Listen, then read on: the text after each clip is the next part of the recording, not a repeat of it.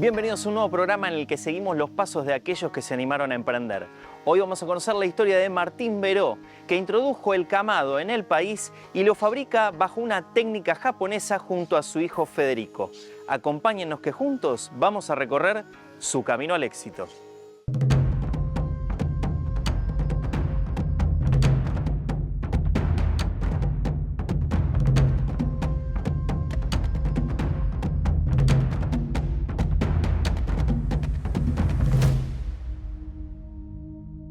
Bueno, Martín, antes de arrancar con una historia que me parece muy interesante, creo que es necesario que le expliquemos a la gente qué es un camado. El camado tiene origen en Japón hace unos 2500 años. Los japoneses, cuando construían la vivienda, construían el kamado.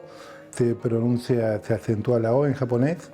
En japonés significa horno de barro, parrilla, cocina, salamandra y ahumadero. Es también el arte de cocinar o lugar de cocina.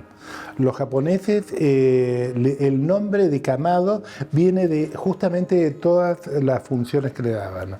Ellos asaban, cocinaban, ahumaban, lo usaban como la cocina económica, ¿de acuerdo? Para ellos, y lo hacían, estaba fijo, estaba hecho de barro, con una doble pared de material cerámico, con cámara de aire y con una entrada inferior y una superior, con la cual regulaban el tiraje y por ende la temperatura. El kamado era el alma de la casa, lo fue para los japoneses hasta que entró lo que fue el gas y la electricidad. Ahí se dejó prácticamente de usar. ¿Cómo fue que un objeto tan extraño llega a tus manos? Primero entra en Estados Unidos, ¿sí? Ahí los pilotos de la Fuerza Aérea Americana, por su conocimiento de la guerra de Japón y de Vietnam, lo traen a Estados Unidos. Ahí en Estados Unidos se quedan maravillados del sabor, la regulación de temperatura. Hasta ese momento era todo metálico, y ahí un tío mío que lo mandan a hacer el curso de los C-130 Hércules a la base Travis en San Francisco, llega ahí y todos los pilotos americanos lo invitaban a comer. En esto, él los invitaba a comer el asado tradicional argentino, hasta que un día le traen uno y le dicen: déjate con tus asados argentinos. Bien. Sudamericanos, perdón. Y ahí empezó a cocinar en eso.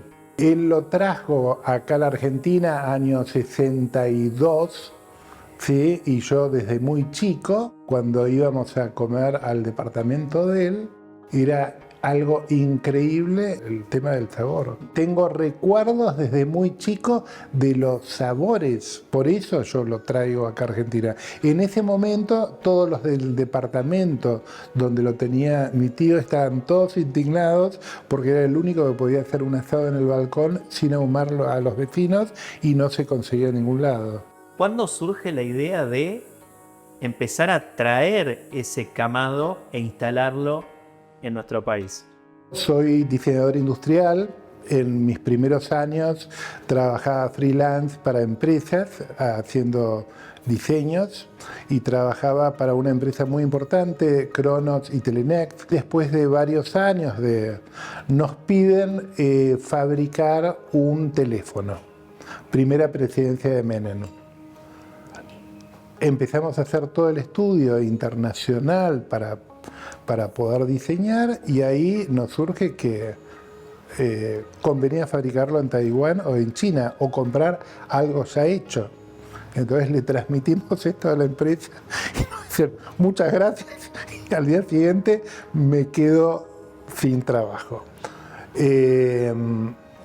Mi experiencia había sido muy enriquecedora trabajando en esta empresa, porque me había dado cuenta lo importante que era el diseño en el producto y en las ventas, ¿sí? Entonces ahí dije: no, lo importante acá no es vender los servicios profesionales, sino fabricar y vender un producto de buen diseño. Grupo Veró, productos diseñados. Esa fue mi primera. Así surgió, dije, bueno, como era momento de importar, empecé a ver qué podía importar que realmente fuera bueno. Número 1 en la lista estaba el camado. Ahí hablo con mi tío, me dice, mirá, lo quisieron fabricar durante varios años, nadie lo fabricaban de cemento, se les partía todo un espanto, hasta que al final, bueno, empiezo a buscar, en ese momento no había internet. Me voy a las delegaciones comerciales japonesas, de la industria, de materiales, todo, hasta que consigo el único fabricante en Japón. Imperial Kamado, Makoto Nagaoka, su dueño, ahí me contacto y catarata de fax, me acuerdo en aquel tiempo, y ahí compro mi primer container. No sé si esto lo contó papá, pero a mí no me trajo la cigüeña, abrieron un camado y aparecí yo de bebé, ¿no? Entonces lo primero que recuerdo era los camados japoneses. Vos entrabas a casa y tenías todos los Imperial Kamados apilados uno arriba de otro y se armaban como pasillos, ¿viste? Entre los camados. O sea, ese es mi primer recuerdo. Yo los veo y son como hermanos para mí. Los Imperial Kamado dejaron de existir, pero tras una gran investigación, Martín empezó a fabricar su propia versión. ¿Qué tan diferente es el Kamado B10 de la versión original? Muy poca la diferencia. O sea, yo te diría que una de las cosas que tiene el Kamado es que la forma prácticamente siempre fue la misma, con pequeños detalles como pueden ser el sistema de apertura, que nosotros lo mejoramos mucho, las ventilaciones, todo eso, pero el alma, el material y todo siempre fue lo mismo. Hablando de lo que se fabricaba en Japón. Acá le dimos una vuelta de tuerca y mejoramos mucho el material, sobre todo y los herrajes, todo. En un país en el que está tan instalada la cultura de la parrilla, ¿cuánto tardaron en instalar estos primeros camados? La gente no entendía nada, tenía múltiples discusiones. Primero, apenas llegados, a los 3 días, me acuerdo, estaba de traje cual empresario, con 3 camados, 4 camados apagados. Nadie entendía nada, parecía un plato volador. Bueno, los últimos 2, 3 días empiezo a cocinar y ahí vendo 3 camados. A la semana era la Expo Gourmandise. ¿Expo qué? Decía yo. Bueno, ahí diseño, o sea, era todo de cocineros, diseño un stand para cocinar a la vista. Me visto de chef colorado, me acuerdo, y empiezo a cocinar. Explota mi stand. Íbamos a muchos eventos, ¿no? De servicios de catering. Entonces en el menú estaba la cola de lagarto. Y había mucha gente que no comía. ¿Viste? No, yo lagarto no voy a comer. ¿Estás loco? No, no, no. Entonces a esa gente le decías, no, no, señora, es pollo. Bueno, pero había mucha gente que le gustaba presumir, ¿viste? Con así medio snob. Ay, sí, comí cola de lagarto, bla, bla. Entonces te la cruzabas a esa gente en otros eventos y te preguntaban, medio como canchereando alrededor de sus amigos y demás, ¿va a haber cola de lagarto hoy? O sea, sí, sí, va a haber cola de lagarto. Entonces, nada, recuerdo eso como una anécdota muy graciosa, muy divertida. Y que al día de hoy le seguimos diciendo cola de lagarto, ¿viste? Aparte del Salón de los Equinos, tenía 40 personas permanentemente adelante. Y empiezo a vender porque la gente no compraba por el sabor, compraba porque no largaba humo. Y estaba ahí en el Salón de los Equinos. ¿De acuerdo? Entonces ahí empezamos a vender mucho para departamentos. Y la gente, claro, lo empezó a comprar por ese motivo. La puerta de entrada era el poco humo, la poca emisión de olor, ideal para un balcón. Después la gente se da cuenta que lo sustantivo del Kamado no era el tema del humo, sino el sabor y la practicidad. Estaba aprendiendo a cómo venderlo, porque nadie tenía idea de cómo vender un Kamado.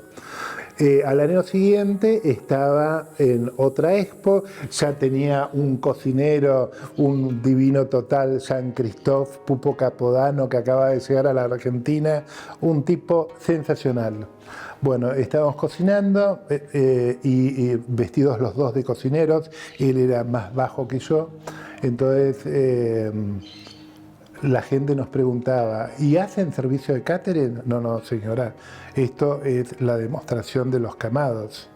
¿Hacen servicio de catering? No, no, no, señora, hasta que el francés me codea y me dice, oui, señora, hacemos servicio de catering, y me mira así, riéndose, no me olvido más de eso. Y ahí dije, bueno, empezamos a hacer servicio de catering que va a ser muy bueno porque una degustación es muy cara, nos van a estar pagando, voy a estar mostrando los camados, entonces voy a vender muchos camados. Esa fue la idea. Terminé vendiendo catering, no camados. O sea, nadie se fija qué marca es la sartén o la marca del plato, del cubierto. O sea, lo importante es el momento, es el sabor, ¿de acuerdo? Pero no el utensilio, ¿de acuerdo? Ojo, después, en el momento que lo fui a fabricar, el hecho de haber cocinado tanto y estar con cocineros fue una mina de oro. Los objetos de cocina, es muy importante que el que los diseña sepa cocinar. Pasaste por estos 23 años haciendo catering, pero había que volver a pensar cómo instalar el producto. ¿Cómo hiciste? En sucesivas exposiciones fui cocinando, pero los mejores vendedores, yo siempre digo, son mis compradores. Toda persona que ha comprado un camado, un Imperial Camado o un camado de 10, el 80% de las ventas siempre entran por el lado de ellos. Así es como se fueron sembrando las primeras migajas de pan de esta historia tan linda, ¿no? Bocas felices transmiten noticias felices.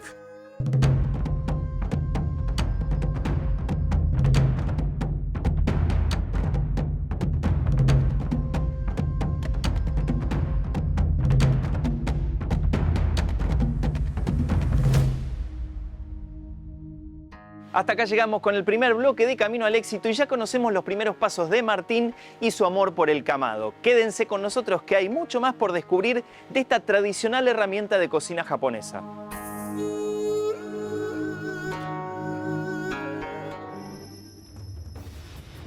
Bienvenidos a este segundo bloque de Camino al Éxito en el que Martín nos cuenta por qué dejó de traer Imperial Camado y cuándo empezó a fabricar su propia versión del tradicional horno japonés.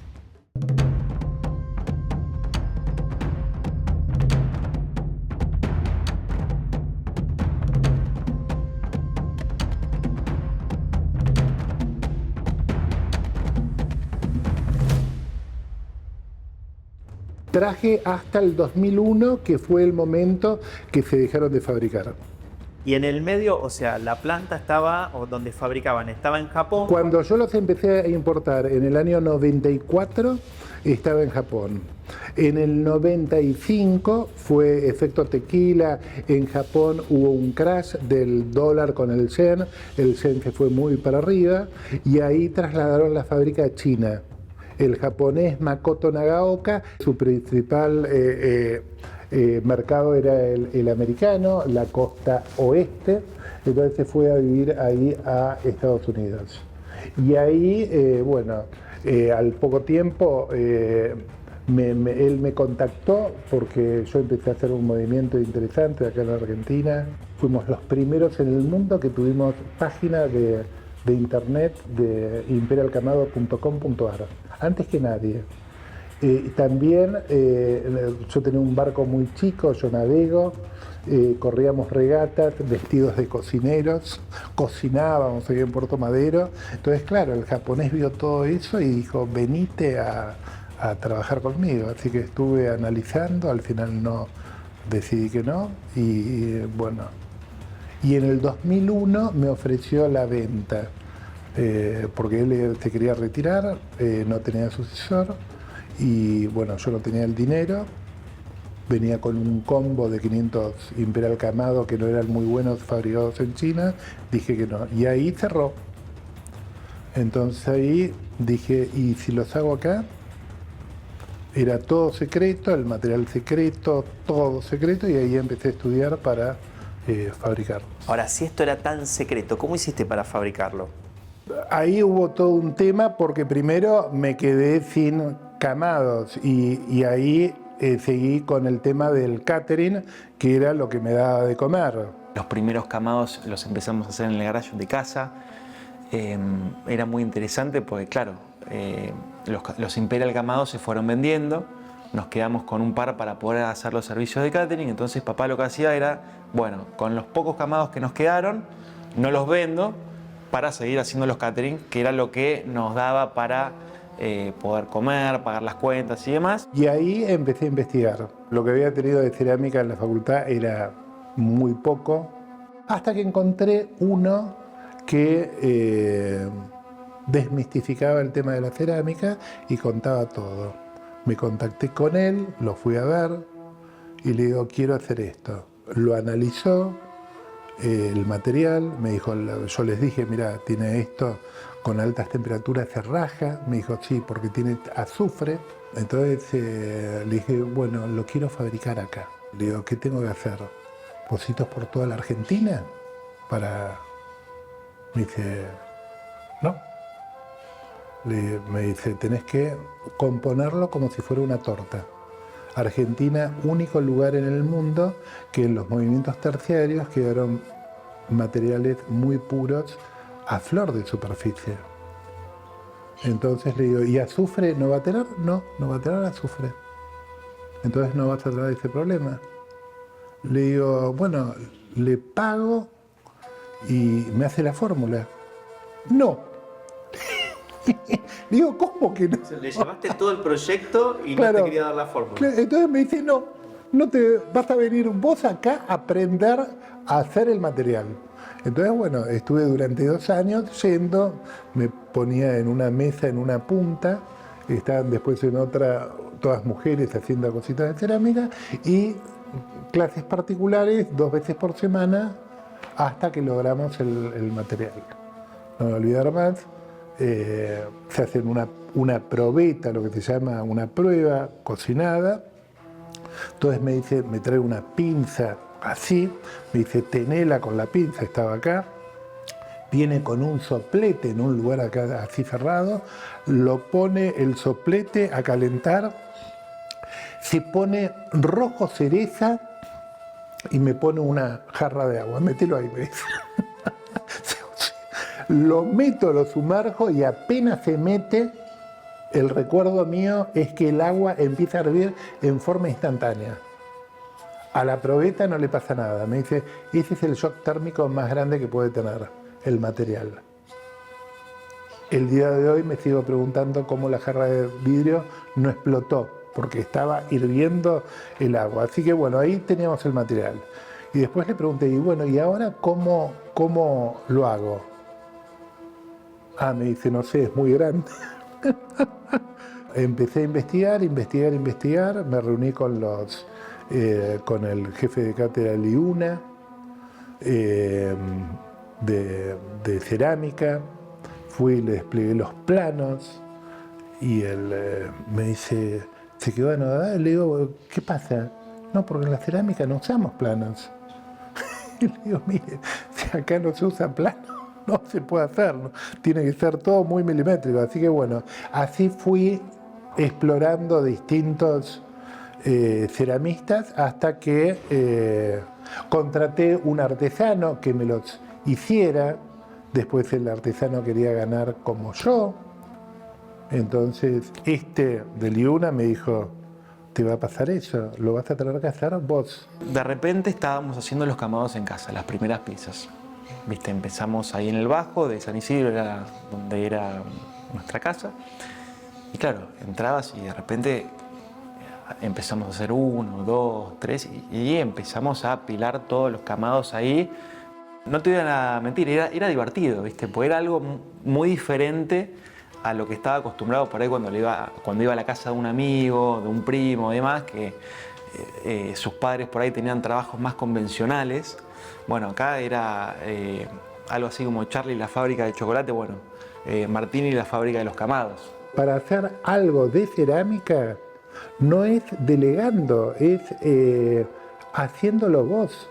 Porque aparte, cuando lo hice yo, fui creando todo el sistema productivo de cómo fabricarlo en mayor cantidad, manteniendo algo artesanal, porque es fundamental en el camado la mano del hombre. Yo estaba estudiando y me acuerdo que tuve el arreglo con mi papá de decir, bueno, vos hacete un camado, te pago tanta plata, yo me hago un camado, te pago esta plata, cuando se venda. Bueno, perfecto. Entonces yo me organizaba para ir a estudiar, estudié ingeniería química, entonces decía, bueno, arranco y me hago una base, una tapa, y al día siguiente me hago las piezas internas, y bueno, con ese arreglo. Y era muy lindo cuando se vendía uno, porque claro, al principio vender uno era una odisea. Yo me acuerdo que cuando se vendía uno celebrábamos y pedíamos sushi, pedíamos comida, como viste, lo logramos, enhorabuena, viste. Yo cuando los empecé a fabricar, para que te des una idea, me había propuesto vender uno por mes. Al segundo mes estaba vendiendo 4. Al tercer mes estaba vendiendo, al cuarto, quinto mes estaba vendiendo 10. Y yo solo podía hacer 2, 3 camados por semana.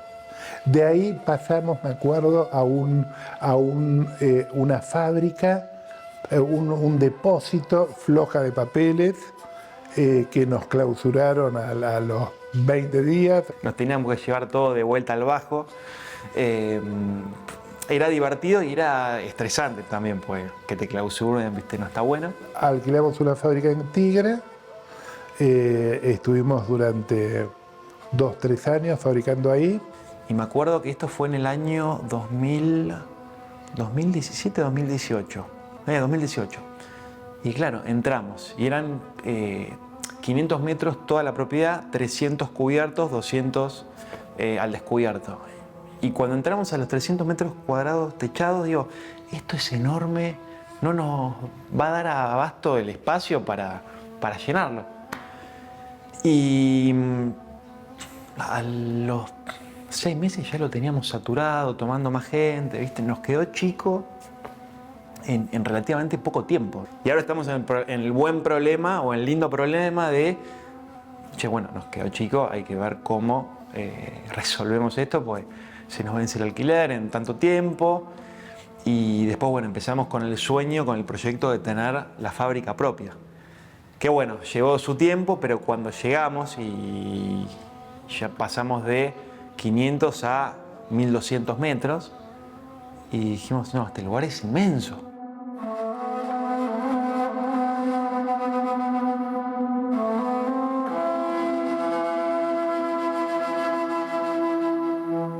¿Cómo es hacer un camado y cuánto tiempo lleva? Mira, hacer un camado lleva varias etapas. Primero se tiene que levantar en un torno, después al día siguiente hay que hacerles las rayas, hay que hacerle las aberturas, hay que sellarlos, después ahí se deja secar unos 10 días, después se mete en un secador que le saca más la humedad, después se cocina en un horno eléctrico, ¿sí? Durante otro día, y ahí ya tenés el camado, que después lo que hay que hacer es, bueno, se lija, se pinta con 2 tipos de pinturas distintas y ahí entra en el tema del armado, ¿no? Y el material que se usa en su mayor porcentaje es arcilla, porcelana, ¿qué es? Es el barro de diseño nuestro, es un barro único. Perfecto. ¿De acuerdo? Desde que empezás a hacer el camado hasta que tenés uno listo, ¿cuánto tiempo pasa más o menos?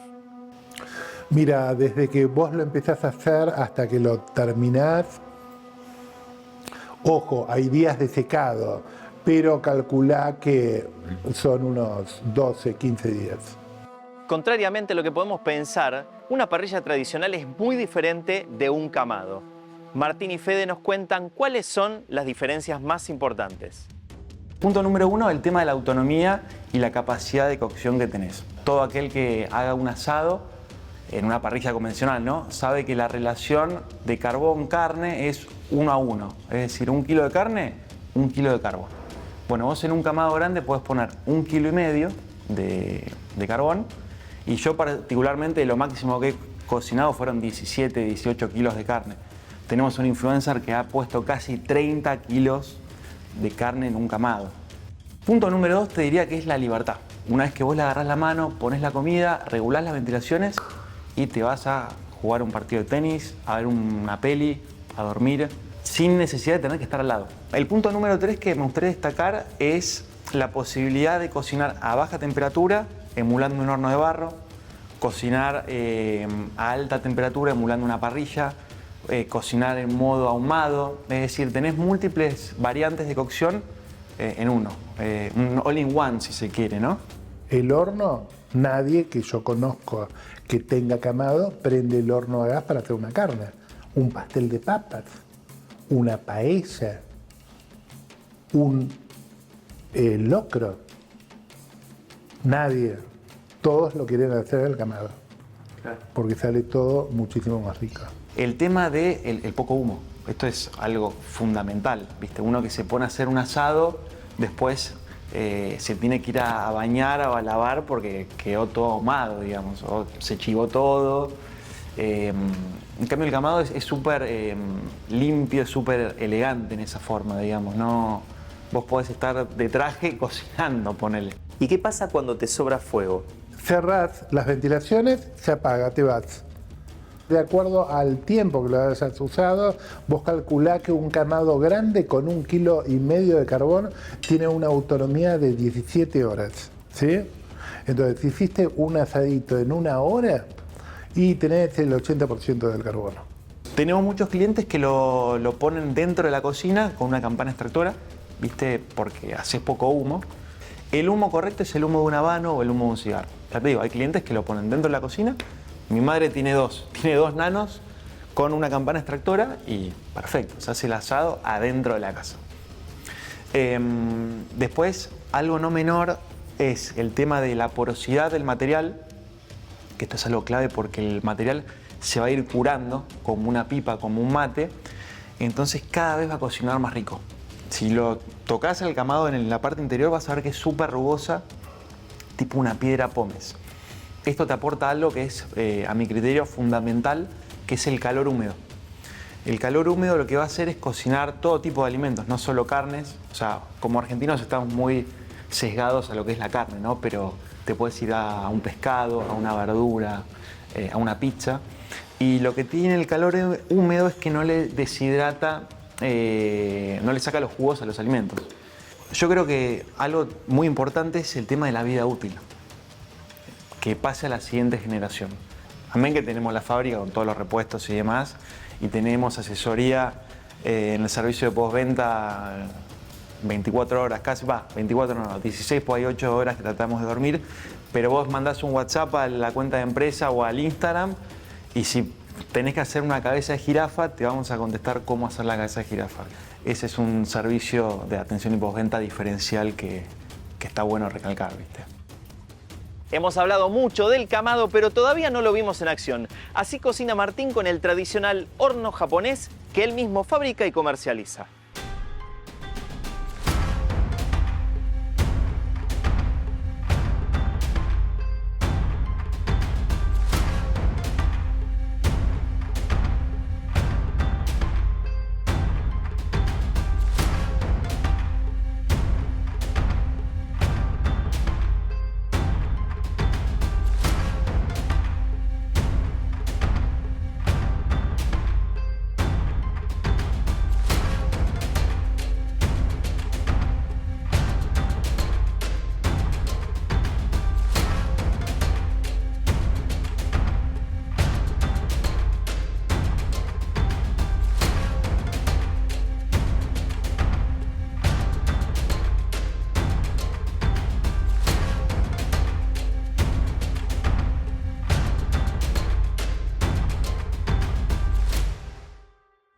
Y esto fue el Camado en acción. Quédense con nosotros que nos van a hablar sobre su presente y sobre qué significa el éxito para ellos.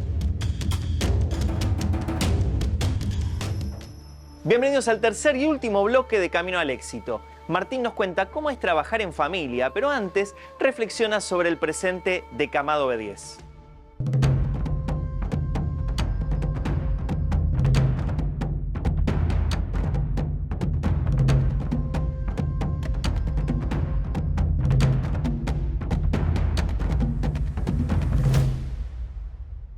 Es increíble el viaje, porque la historia es muy interesante y bueno, haber llegado acá y aparte, como yo siempre digo, mis 3 hijos trabajan acá en Camado B10. Está Federico, que es el CEO de Camado, y aparte es el que también tenemos fábrica en Stuttgart, en Alemania. Entonces, con un amigo mío, que era cocinero mío, pusimos allá, y Fede es el que viaja y da soporte a la fábrica de afuera.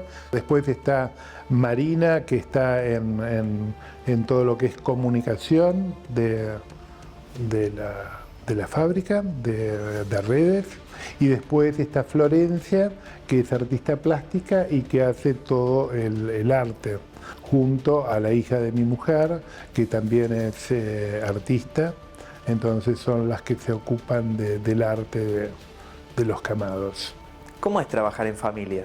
Las ventajas es que uno tiene propósito y es lindo trabajar en algo que vos ves, qué bueno, esto pasa a la próxima generación, a mis hijos les gusta, están muy orgullosos todos por cómo llegamos acá. Yo siempre cuando llegamos acá a la fábrica lo veo a Fede, pellizcame, no lo puedo creer. Tenemos confianza plena el uno en el otro, ¿viste? Yo hoy por hoy trabajo mucho con mis 2 hermanas y con mi padre y nos conocemos tanto, de tanto tiempo, que hay veces que por ahí bromeamos como que estamos sincronizados o como que estamos con la misma antena, porque por ahí uno está pensando algo y le estoy escribiendo de tal tema y me gana de mano. Le digo, pero te estaba por escribir por este tema. Entonces creo que se forma una sinergia muy interesante que es difícil de lograr. Creo que en todo negocio la confianza es clave. Entonces creo que esa es la principal ventaja. Poder confiar el uno en el otro es clave y no tiene precio, digamos. Eso es lo que más valoro. Cuando tuve el primer horno y saqué un camado así, seco, y lo puse en el horno, lo cocinamos, fue un salto muy grande. Entonces fue muy lindo todo ese proceso, por lo cual mis hijos están hiper orgullosos de eso y tienen la camiseta puesta. Federico, ¿sí?, era chiquitito, de 2 años y medio, y jugaba con el camado. Marina era chiquitita y era mi modelo. Yo le sacaba fotos en el camado arriba del barco, le sacaba la foto a Marina y ella posando, ¿te das cuenta? Entonces tengo todas esas historias que de repente están muy lindas. Es una historia familiar que gira alrededor de un producto. Mira, yo creo que si no fuera por dinero, lo haríamos igual, porque es un deleite hacerlo. Si te fijas en toda la gente que le fue bien en la vida, en ningún momento lo hicieron por dinero, lo hicieron porque les gustaba lo que hacían, ¿te das cuenta? Así que eso es lo que pasa con esto. Nos esforzamos por hacer todo lo mejor posible. Estamos todos los días tratando de mejorar todo. Y somos los mejores en eso. Somos cocineros, somos diseñadores, ingenieros químicos, o sea, artistas, o sea, somos todos los mejores para hacer lo que hacemos.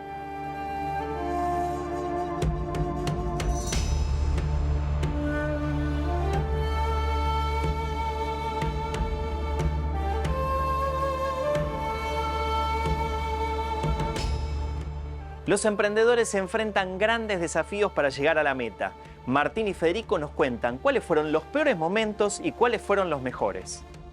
El momento más difícil fue cuando un día nos dijeron, no pueden ir a la fábrica, pandemia.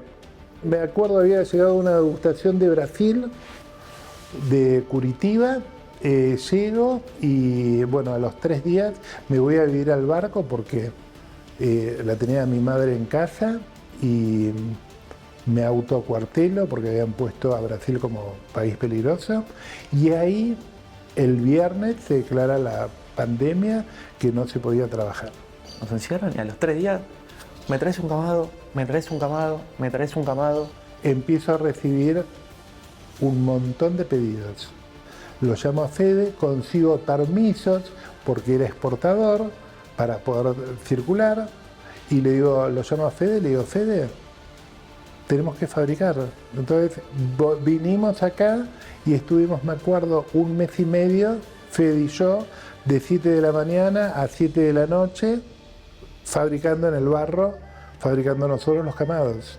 Ese año trabajamos un montón, ¿viste? Por estar vinculados con servicio esencial, por el tema de alimentos y demás. Y después de a poco empezaron a venir, se empezó a flexibilizar, empezamos a conseguirlos y ahí explotó el tema del camado, todo el mundo cocinando.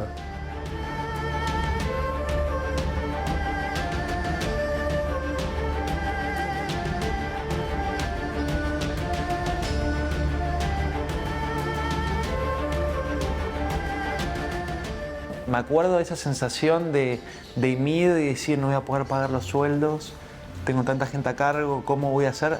Esa sensación fue horrible.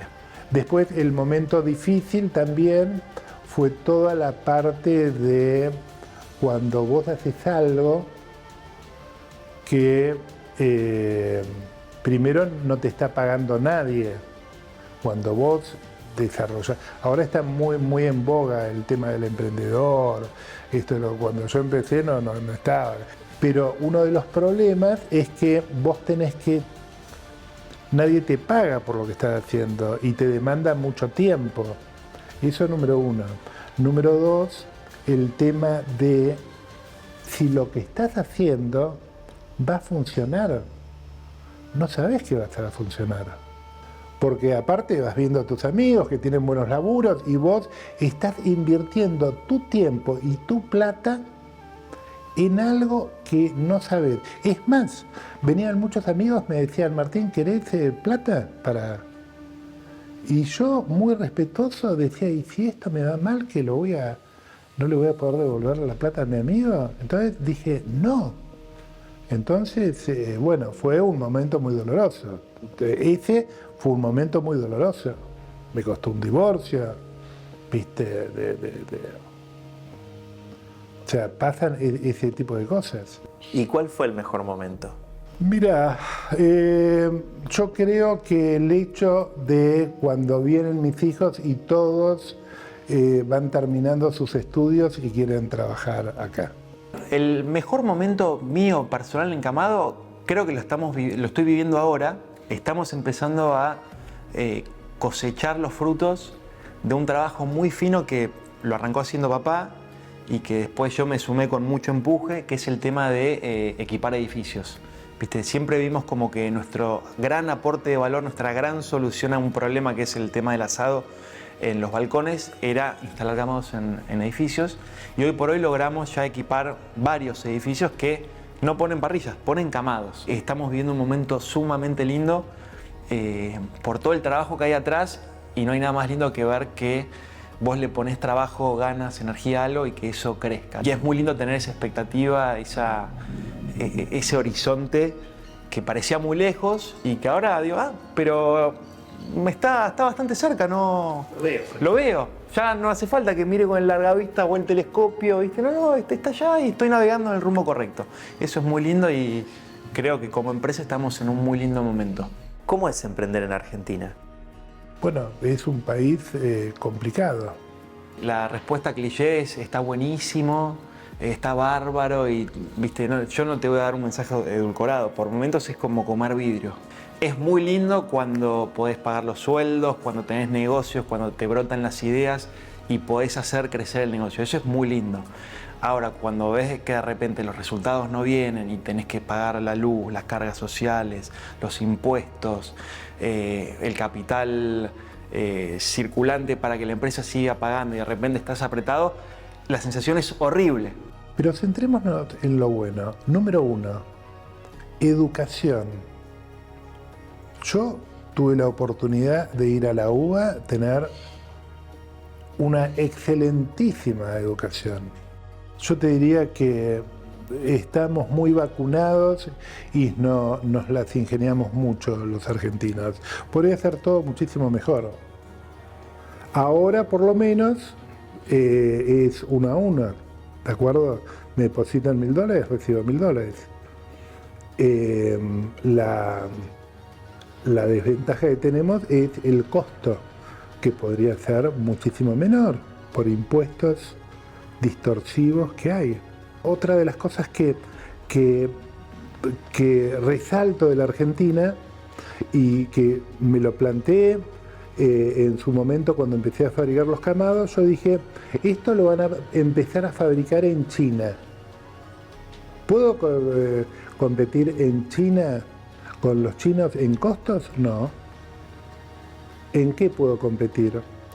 En diseño y en calidad. Entonces yo creo que el argentino es muy capaz en ese sentido. Tenemos mucha creatividad y podemos hacer las cosas muy bien. ¿Qué consejo le darías a alguien que quiere emprender? Primero que estudie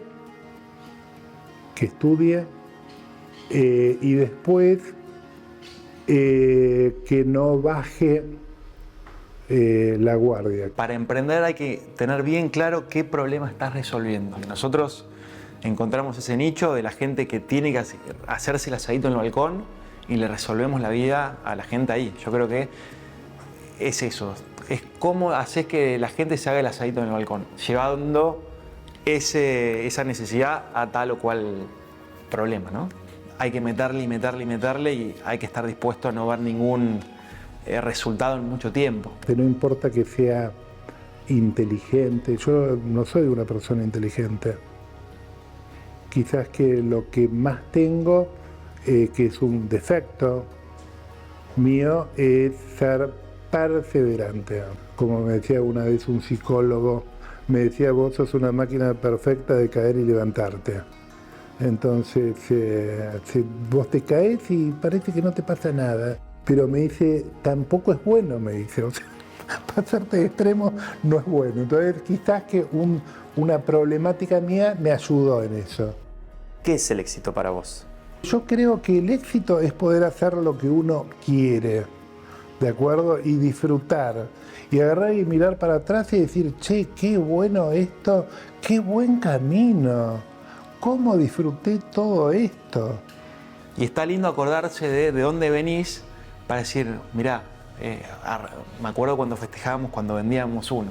Entonces hoy por hoy sigue estando eso, de cuando vendemos uno es como, bien, vendimos uno, ¿viste? El éxito no es algo que está mañana, no. El éxito es el viaje. Para mí el éxito lo podés medir en la cantidad de personas de tu círculo que les generas un impacto positivo. Creo que eso es el éxito, sí. A la gente acá en la fábrica, viste, me pone muy contento saber que tal se pudo comprar una moto, que tal se pudo tomar de vacaciones a tal lado. Estamos un poquito mejor, un poquito peor, un poquito mejor, un poquito peor. Ahora, si podés hacer un poco de zoom out y abstraerte un poco y mirar con una escala temporal un poco más amplia, me gustaría pensar que todos cuando nos empezamos a conocer y a trabajar juntos, arrancaron acá y ahora están acá. Y la perspectiva, de repente decir, bueno, yo muchas veces agarro y digo, cuando hay problemas, ¿sí? Estás con problemas, todos tenemos problemas, pero siempre fui para adelante. Entonces, en este momento que tengo problemas, yo me río de los problemas, ¿sí? Como el Rey León, Simba. Sí, yo me río de los problemas, porque sé que es parte de, y sé en forma efectiva que lo voy a pasar por arriba y voy a poder ir para adelante, de una o de otra forma. No me importa pero lo voy a lograr. Esa creo que es la premisa, no tener miedo, ir para adelante y ver la perspectiva de que tus hijos te acompañan en eso y son la proyección, cartón lleno.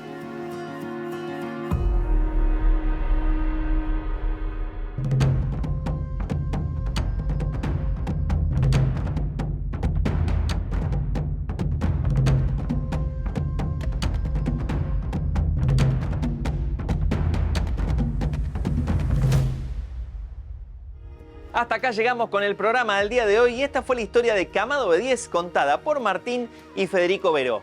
El fanatismo por el tradicional horno de barro japonés se convirtió en el emprendimiento familiar que de a poco va ganando espacios en cocinas y balcones de la ciudad.